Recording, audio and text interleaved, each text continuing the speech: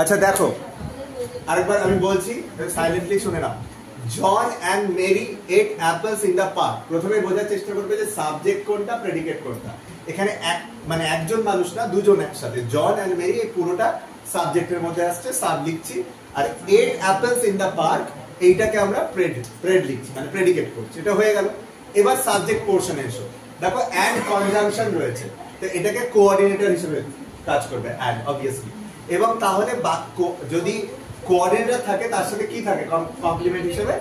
Independent unit. তাহলে জনও একটা আইইউ আর মেরিও একটা আইইউ, ইন্ডিপেন্ডেন্ট ইউনিট হয়ে গেল। এটা এইটাকে কোঅর্ড লিখে রেখে দিলাম। এবার চলে আসছি ate apples in the park. Verb রয়েছে, তাহলে ভার্বের সাথে কি আছে? কমপ্লিমেন্ট। তাহলে এটটা হচ্ছে ভার্বাল আর অ্যাপলস ইন দ্য পার্ক এটা হচ্ছে কমপ্লিমেন্ট। ক্লিয়ার? আচ্ছা, এবার অ্যাপলস ইন দ্য পার্ক, তাহলে অ্যাপলসটা হচ্ছে হেড, আর সেটা কোথায় না ইন দ্য পার্ক, সেটা মডিফায়ার, এইচ আর মডিফায়ার। ঠিক আছে, এখানে এটা হেড এটা মডিফায়ার। সেন্সিবিলিটি দিয়ে জাজ করবে কোনটা হেড কোনটা মডিফায়ার, কোনটা কাকে মডিফাই করছে। ঠিক আছে, ইন দ্য পার্ক, ইন আছে প্রিপোজিশন, সাবঅর্ডিনেশনে চলে আসবে।